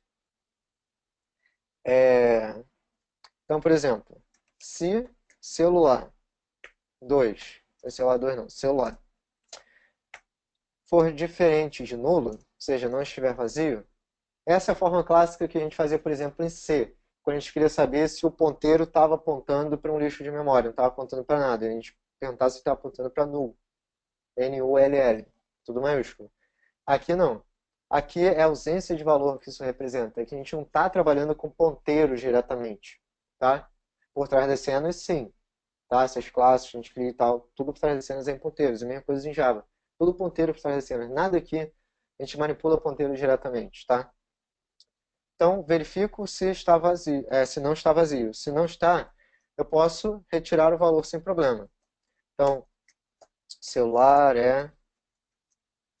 vou usar aquela interpolação para colocar aqui cell, vou botar um ponto de exclamação para forçar o desempacotamento. Qual o problema de você forçar desempacotamento no código? É que se você não faz essa verificação, utiliza o ponto de exclamação e não possui valor, quer ver, vou tirar aqui, ele vai dar um crash no meio do seu código. Então forcei aqui, ó, já deu erro. Tá? No Xcode dá o seguinte erro, tentando desempacotar o valor de uma variável que retorna nulo. Certo? Isso pode ser bom no seguinte sentido, se você quer debugar o seu código, e aí você força o desempacotamento de options em determinados locais do seu código, testa o seu aplicativo para ver o que vai acontecer. Tá? Para não acontecer um erro, o seu aplicativo fechar do nada e você não saber o que aconteceu. Então, às vezes, você apenas vai depurar o seu código, você coloca ponto de exclamação, tá? E verifica quando que vai dar erro e quando não vai, e fica mantendo tracking disso daí. Uma segunda forma, que é mais elegante, vamos dizer assim, é o optional binding. O binding é um vínculo, do inglês, vínculo, podemos dizer assim. O que você faz? Você verifica se possui ou não valor e ao mesmo tempo já extrai esse valor e armazena em uma constante. Tá? É uma forma rápida de você fazer as duas coisas ao mesmo tempo. Então, por exemplo, é o chamado if-let, a estrutura if-let. Então, eu chego aqui e digo o seguinte, if-let, deixa eu ver aqui, vou botar aqui por extenso, celular,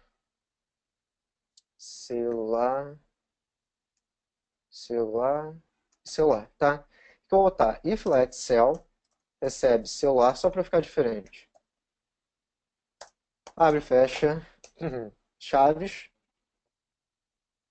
A gente faz o seguinte, a mesma coisa daqui. A diferença é que a gente não vai precisar do ponto de exclamação. Por quê? A gente está trabalhando agora com uma constante. Se vocês clicarem com option em cima, é uma string. Então vocês não precisam desempacotar seu valor. Se ele conseguiu, primeiro ele faz o seguinte. Celular possui valor? Se possuir valor, atribua essa constante temporária cell. Se não possuir, saia desse if e não faça mais nada. Ou você pode tratar isso aqui depois com else, tá bom? E aí fazer o que você quiser. Então é uma forma mais elegante de você poder atribuir. E ainda tem uma outra coisa mais interessante ainda que surgiu no Swift 1.2, que é você poder verificar por condições a mais na mesma linha. Então, por exemplo, if let cell recebe celular where cell ponto. Deixa eu ver se eu consigo fazer isso. Eu quero ver o seguinte, se o primeiro dígito do celular é igual a 9. Deixa eu ver se eu consigo fazer aqui diferente, que é o que eu vou querer, por exemplo, tratar de alguma forma, senão vou tratar de outra. Quero saber por que não está indo. Cell.characters.count. Será que vai? Ah, sim, tem que botar direto. Ó, se ele possuir 9 dígitos, eu quero poder utilizar esse valor de alguma forma. Se não possui, eu quero fazer outra coisa. Eu não sei o que, só estou dando um exemplo, tá? Exemplo sim, bem vago, só para vocês verem o seguinte. Vocês podem estar desempacotando o valor e já verificando em cima de condições desse valor que foi desempacotado. Em vez de chegar aqui e fazer o seguinte. Legal, desempacotou, vamos alinhar mais uma condição. E pegar isso tudo, colocar aqui dentro. Olha como é que vai começar a ficar difícil de ler. Só estou mostrando as possibilidades que você pode fazer aqui. e aí mais o alinhamento de informação, tá? Então aqui você pode chegar e já verificar direto por uma condição a mais, além do optional binding. Ou realizar vários optional bindings através da vírgula aqui, outros e outros e outros à vontade. Tudo na mesma linha, sem ter que ficar alinhando o código desnecessário, tá? Em C, o que você teria que fazer? If, não sei o que, igual a isso, dentro if, dentro if, dentro if, e assim vai. E aí fica aquele código da esquerda para a direita e voltando depois. Bem ruim mesmo. Aqui não. Aqui o código te facilita bastante, na mesma linha, você fazer uma porção de coisas ao mesmo tempo, tá? E aí na forma de ler, você lê igual uma sentença comum, tá? Bem tranquilo. Certo? Alguma dúvida de optional, é só mandar aí, tá? Já vou botando aqui tipos de coleção. Tem aí mais uns 15, 20 minutinhos. Tipos de coleção, pessoal. Só ver que se tem alguma dúvida. Mas se eu não conseguir ver aqui agora, manda que assim que terminar esse último tópico aqui, a gente fala sobre isso aí, tá? Tipos de coleção, como eu falei. Você tem, sei lá, 50 valores que você extraiu de um documento, que você extraiu de um site na internet, que você extraiu, sei lá, de uma lista ou de um input do usuário e você quer armazenar isso tudo em um array, em um vetor ou em um dicionário, em vez de ter que criar várias variáveis. Então você tem duas formas. Você tem array, tá? Que você pode ter para quem vem de C ou Java, é um vetor. Apesar de que em Java a gente tem aquele array list. Array é um vetor, tá bom? E array em Swift é um conjunto de valores do mesmo tipo. Então, por exemplo, let, exemplo mais comum aqui, lista de compras. Eu posso especificar o tipo explicitamente. Que eu preciso especificar para dizer que isso daqui é um array é o seguinte, abre e fecha colchetes. Ou eu poderia fazer o seguinte, ó, array de, de todos os valores são do tipo string. Poderia fazer assim. Mas é mais elegante, mais prático colocar abre e fecha colchetes string. Que recebe, e agora eu passo os valores entre colchetes também.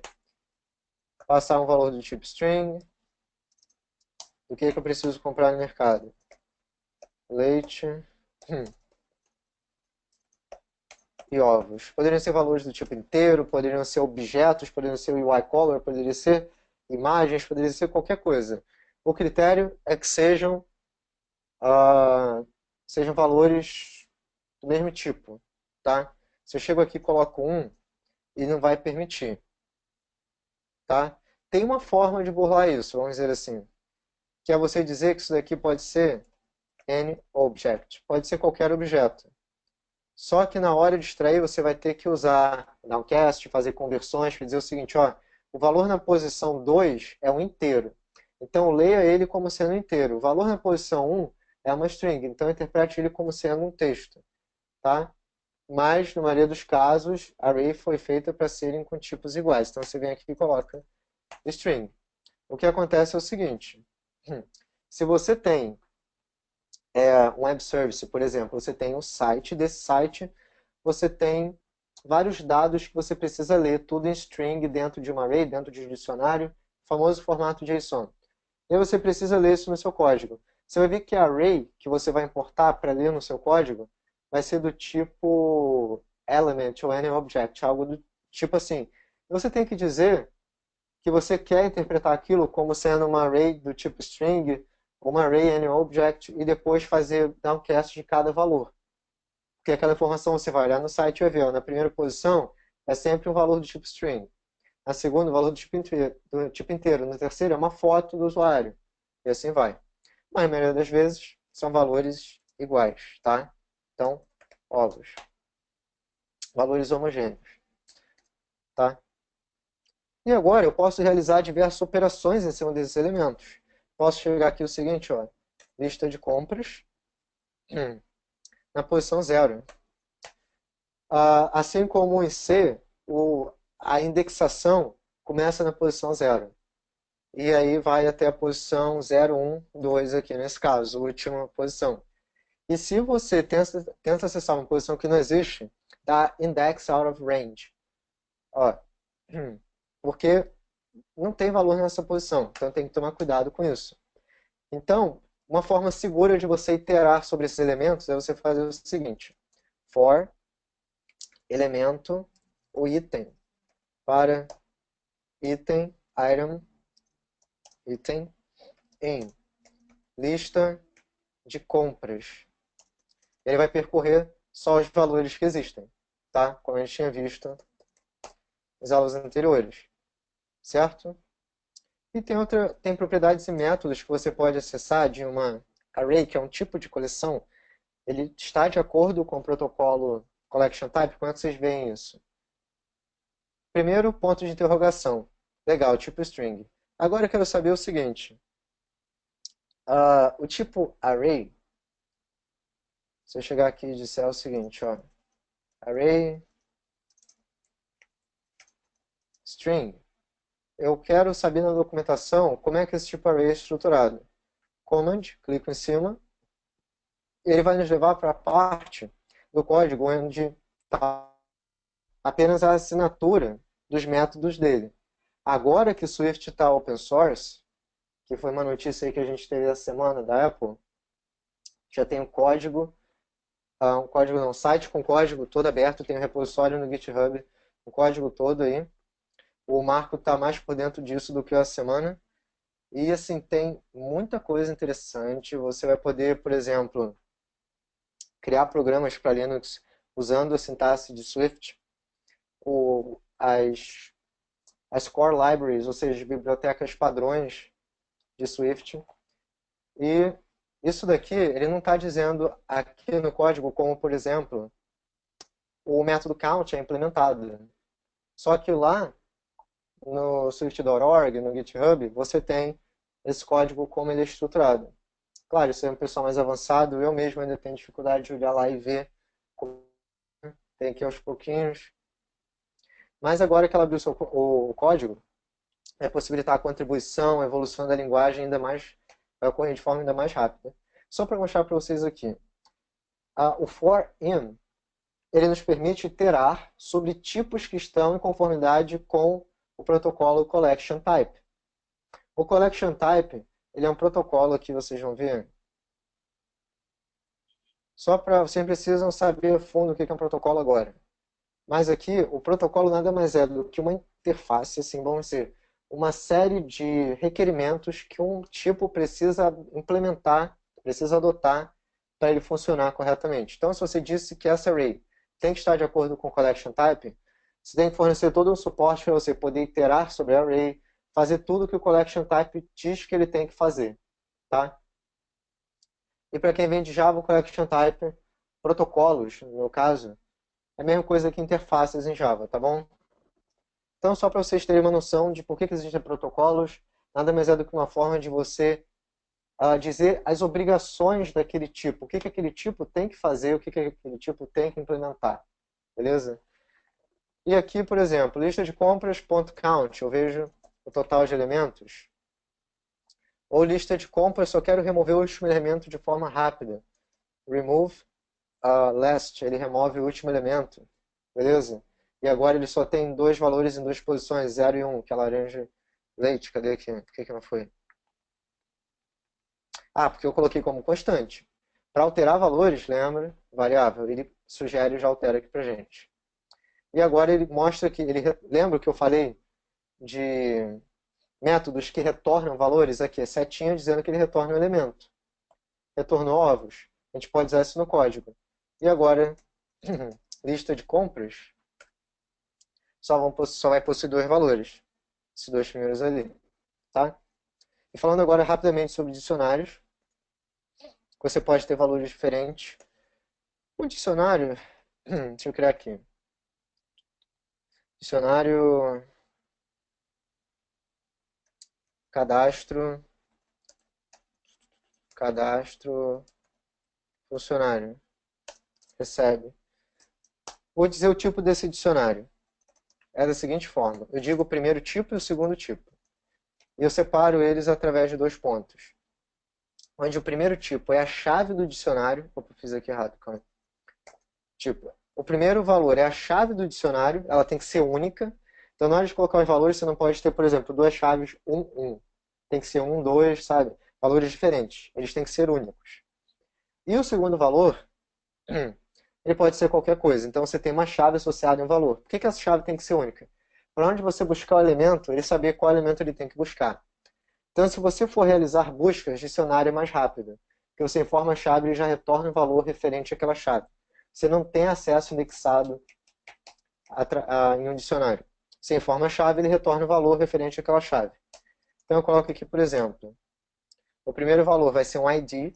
Então, por exemplo, funcionário com ID 124 vai ser Clarissa. Funcionário com ID 125 é o Lucas. E por aí vai. Tá? Deixa eu ver aqui. E como é que a gente acessa essa informação agora? Se eu pego aqui e faço o seguinte. Dicionário 125. Olha só como é que dicionários é bem poderoso assim em Swift. Não tem. Não é dicionário. Cadastro funcionário. Existe um funcionário 125? Vamos ver. Existe, é Lucas. E será que existe um funcionário 126? Ó, vamos lá. Retorno nulo. Sabe por quê? O retorno de um valor opcional. O valor que ele retorna através de uma chave é opcional. Para quê? Para você poder fazer verificações e ver se uma determinada chave retorna o valor. Se não retornar, você pode acrescentar. Por exemplo, aqui, eu quero fazer o seguinte. Cadastro funcionário 126 recebe João. Marco, vou botar aqui Marco. Já que está aí com a gente. Marco. O que acontece? Se já existir o funcionário 126, ele substitui por Marco. Se não existir, ele cria essa chave e adiciona Marco a essa chave. Ó, cadastro funcionário. Agora vão possuir calma aí, deixa eu botar aqui de novo. Três pares. Chave valor aqui, 3 pares chave valor. E uma coisa que não aconteceu aqui ainda é que dicionário são pares de valores desorganizados. Um dicionário é desorganizado. Por quê? Para facilitar a busca por informação, ele não se preocupa em organizar os valores. Aqui, por coincidência, está organizado, mas vamos tentar adicionar um outro que seja 123 recebe João. Vamos ver se ele vai colocar na mesma ordem. Cadastro funcionário. Se ele colocar na mesma ordem, vai ser muita coincidência aqui. 125, 126, 123 não está na ordem. E nem está na última posição, na ordem que foi adicionada. Por quê? Dicionários, eles são fora de ordem. Arrays, elas são ordenadas. Por que dicionários são desordenados? Para facilitar a busca de informação. Se você precisa buscar por informação na sua aplicação, você pode usar um dicionário que é bem mais rápido. Tipo, questão de performance que eu estou querendo dizer, tá? Mais ou menos isso. Você pode extrair valor de dicionário e criar uma array ordenada, se você preferir. Você tem closures que se chamam filter, map, que para ordenar esses valores, tá? Vocês podem estar pesquisando aí. O sort, que é para ordenar os valores em ordem crescente e decrescente, ou de acordo com algum critério, tá? E é isso aí, pessoal. Deixa eu só mostrar aqui no livro, onde vocês podem buscar por informação a mais, que tem uma pancada de métodos que vocês podem estar pesquisando. Eu até mostro aqui a documentação agora para vocês, por exemplo. Se eu quero saber sobre o tipo array. Deixa eu ver se eu consigo acessar a documentação aqui direto para vocês.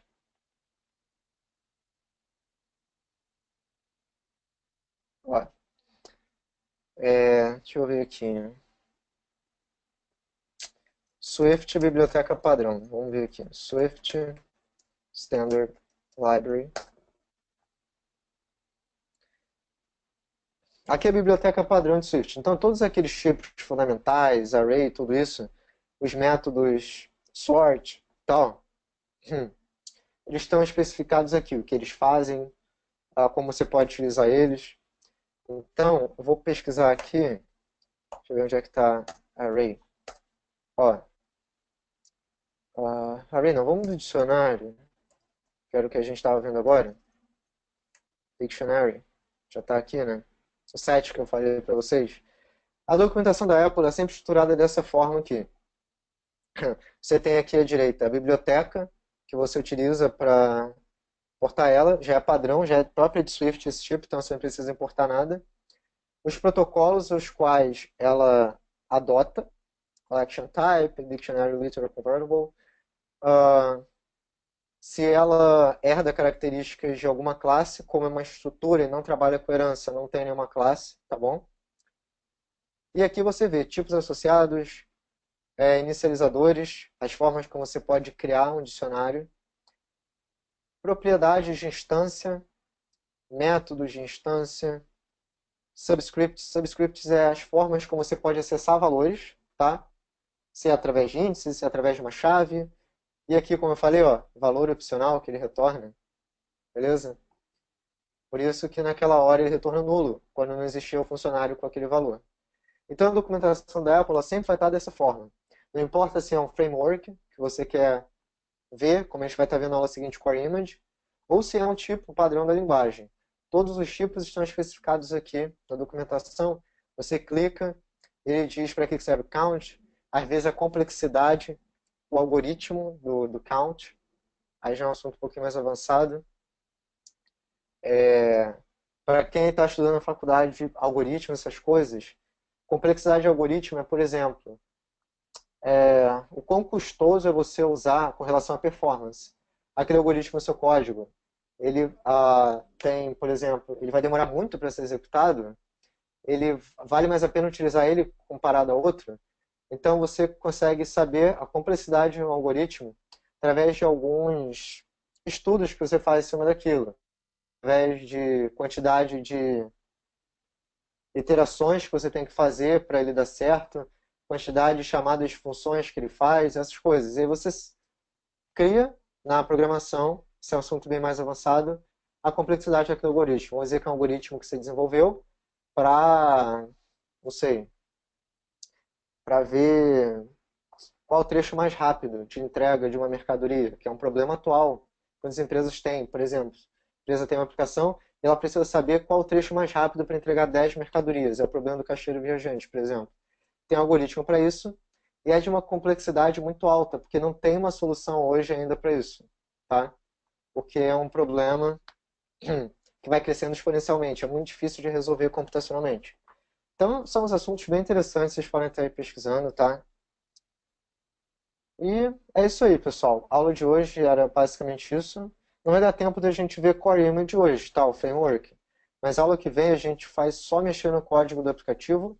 A gente não vai ver mais nada gráfico. A gente vai prestar atenção agora no código. Como que a gente vai conectar aqueles elementos à interface. Como que a gente vai dizer se o usuário apertar esse botão e disparar um determinado evento. O que que a gente vai querer executar, tá? Que informação a gente vai precisar apresentar, o que a gente vai ter que tomar cuidado antes, o que não vai precisar, beleza? E a ideia é pegar tudo que a gente viu desde a primeira aula, todos os conceitos de Swift 2.0 e aplicar no código, tá? Eu ainda vou pegar esse código e dar uma alterada para o Swift 2.0, que no curso anterior a gente estava usando 1.2. Aí quando foi atualizado, a gente precisou alterar. Então, a gente vai pegar o código, dar uma alterada aqui, para utilizar coisas bem recentes, tá bom? E é isso aí. Se vocês tiverem alguma dúvida final, podem mandar, tá bom? A gente pode ter 5 minutinhos ainda. Então, Lucas, pessoal aí, Clarissa, que tiverem alguma dúvida, estão aí com a gente. Vocês que estão aí participando ao vivo, essa é a vantagem. Vocês podem tirar dúvida aqui com a gente na hora. E quem não participou também, que estiver assistindo o vídeo depois aí, pode mandar pelo Facebook, pela comunidade. Tá? Podem movimentar lá à vontade. A gente vai estar começando a criar, para a semana que vem, tópicos de discussão sobre Swift Open Source. O Marco está preparando um post aí maneiro, resumindo tudo aí de novo o que foi abordado. E a gente vai poder estar discutindo aí sobre o que isso daí vai significar para a linguagem, o que dá para a gente fazer até agora. Tem uma questão aí bem interessante de Package Manager, que vai ser uma forma de você dividir o seu projeto em módulos para redistribuir assim, em diferentes plataformas. Então, é um conceito que a Apple está querendo lançar no Swift 3.0. Já está sendo estudado agora nessa abertura aí do código. Então, tem muita coisa interessante, tem exemplos lá que a gente vai poder estar testando, beleza? Então, Marcos, se quiser falar alguma coisa pro pessoal, pode mandar aí. Se o pessoal tiver dúvida também, a gente ainda tem um tempinho aí.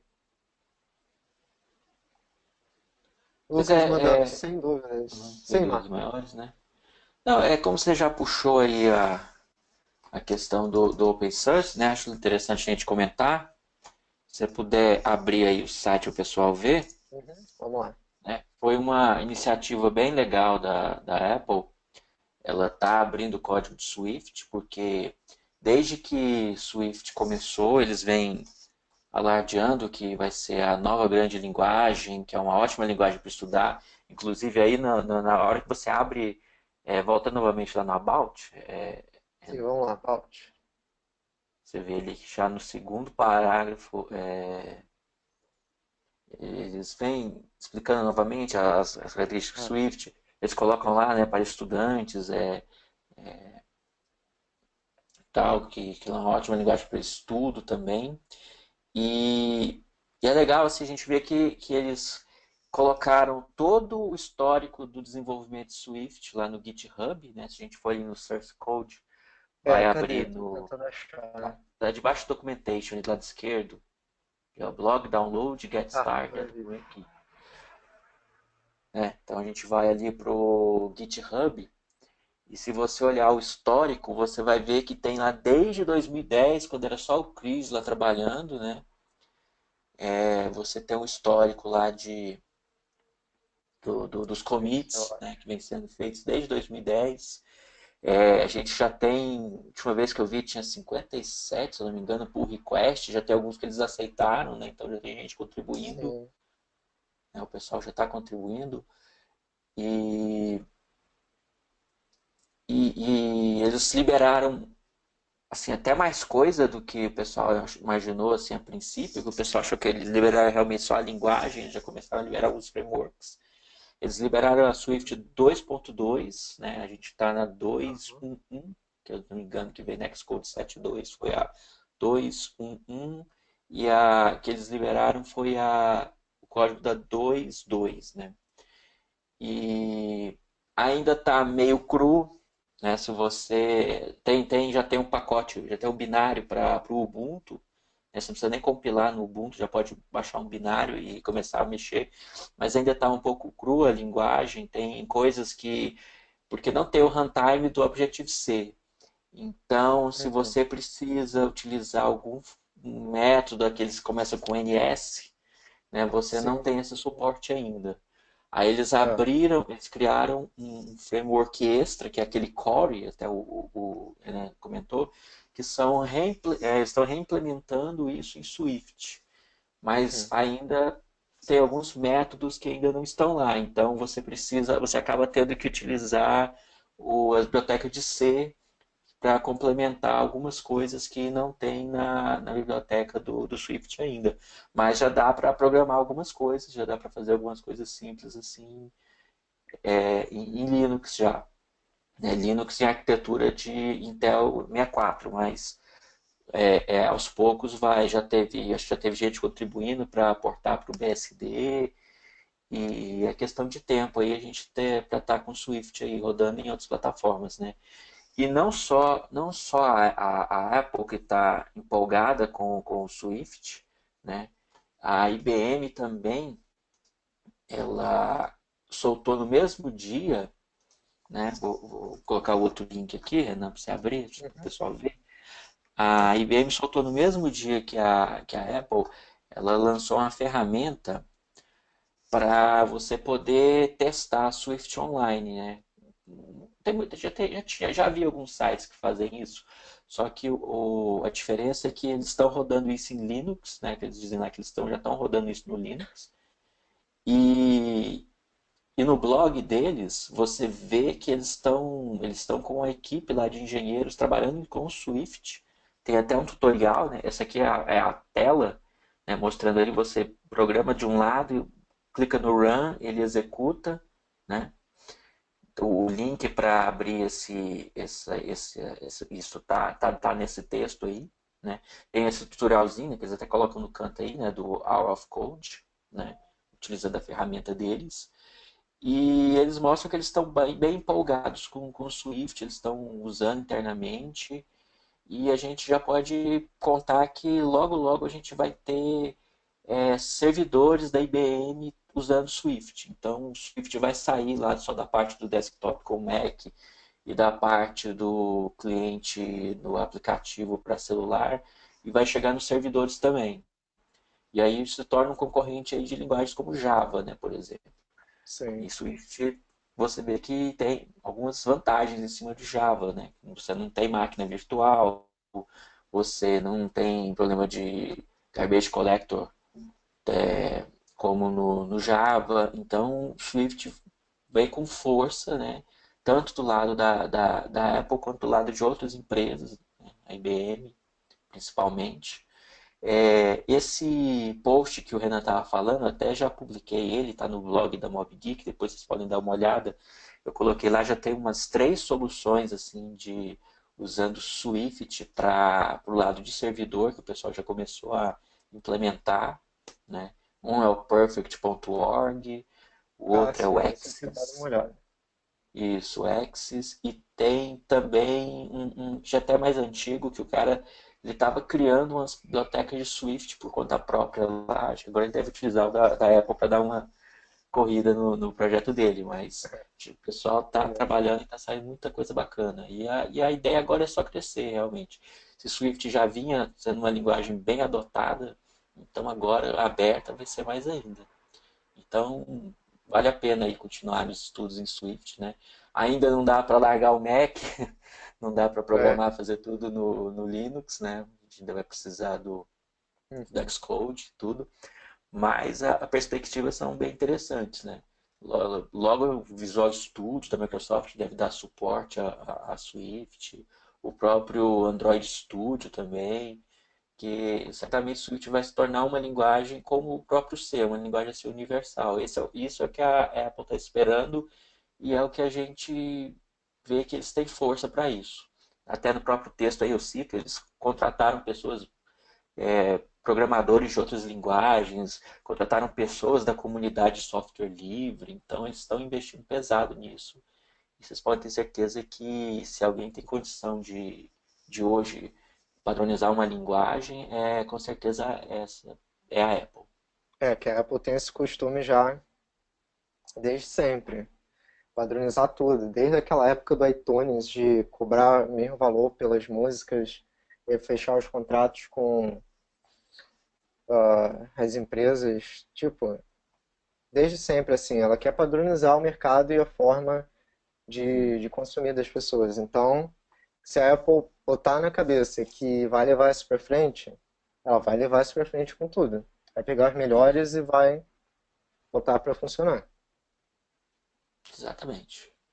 E é Então é isso isso aí, aí, pessoal. pessoal. Só mais uma coisinha aqui. Uma parte que eu gostei bastante aqui, que eu acho que eu já até cheguei a comentar com vocês, é que eles já dão uma perspectiva do que vai ser o Swift 3.0 e tem os proposals aqui do que pode mudar, eles abrem para discussão. Por exemplo, remover ou adicionar aqueles operadores incremento e decremento, Nossa, usar, isso é muito legal. por exemplo, a palavra reservada var em parâmetros de funções. Então tem, claro, que isso daqui deve ser só um sample por enquanto. Deve ter muito mais coisas que eles querem Já está mudar, mas ainda não aumentando, né? colocaram aqui. Já está Sim, aumentando, né? Já tem 4 aceitos. é, 4 aceitos. E quem mandou, parece até o nome aqui, Exato. Chris Lepner. Então, E, que é só o criador do negócio. é só o criador, sabe? Está muito legal, assim, eles fizeram um trabalho bem bacana. Até, inclusive, ontem saiu um podcast do pessoal do Cocoed comentando já essa parte do Swift, da abertura do Swift. E eles comentam justamente assim como a Apple fez um trabalho legal, assim, tá tudo bem documentado, né? Realmente assim, você não contribui se realmente você não tiver um grande domínio de C++, que Swift é feito em C++. para quem tinha essa dúvida de o que era feito. Então, Uhum. assim, mas mesmo assim, eles têm todos os guias de como contribuir, de como você submeter o trabalho, do que eles estão precisando agora, que eles veem que seria uma contribuição mais interessante. Eles já colocam, né, já não precisa nem esperar a próxima WWDC, né, que até então, com código fechado, a gente só ia saber do Swift 3.0 na WWDC. Agora não, já está aí para todo mundo ver, né, o que eles estão pretendendo, e estão aceitando propostas, né, estão aceitando sugestões aí de melhorias no código, já teve gente contribuindo aí para melhorar o desempenho de determinada característica da linguagem, então é muito interessante. Então é isso aí, galera. Aproveitar aí agora que você está open source para testar algumas coisinhas. E é isso aí. Para a próxima aula, eu acho que a gente vai conseguir trabalhar aqui, estudar um pouco mais rápido, que eu vou estar trocando esse MacBook Lite para o Mac Mini, então deve dar uma melhorada aí de performance, a gente vai conseguir fazer as coisas mais rápido. E na próxima aula vai ter bastante conceito de Xcode, tá? De projeto, de desenvolvimento, tudo em código, para vocês estarem vendo como é que os desenvolvedores utilizam alguns recursos que utilizam na maioria das vezes, quase todo dia, de SEG, de poder estar colocando os botões no código, colocando tudo na interface, ver quando um determinado evento ocorre, estudar sobre o ciclo de vida. Então, tudo isso aula que vem vai ser 1 hora e meia só de código do aplicativo, tá bom? E, claro, estudar o framework Core Image para a gente poder estar aplicando os filtros na imagem, como se fosse uma pequena parte do aplicativo Instagram, tá? Então é isso daí, pessoal. Obrigado aí pela participação de todos hoje. Espero ver vocês na última aula da semana que vem. E mesmo terminando a aula semana que vem, a gente continua aí na comunidade com vocês aí, tá? E é isso aí. Um grande abraço, pessoal. Uma boa noite para todos. Marco aí se quiser se despedir do pessoal. Valeu, galera. Isso aí, pessoal. Obrigado aí por ter aturado a gente aí até 9h46. E muito obrigado. Se vocês tiverem alguma dúvida para a próxima aula, vocês já têm uma ideia de algum app e têm dúvida do que vocês vão precisar para fazer, vocês podem trazer aí na próxima aula, já com dúvida sobre persistência, sobre como trabalhar com vídeo, som, etc. Sei lá, localização, alguma coisa assim, vocês podem trazer a próxima aula, assim que a gente pelo menos a gente mostra aí que vocês podem estar procurando de framework, de solução para isso, ok? Então é isso aí, galera. Até a próxima. Falou! Valeu, galera. Um grande abraço.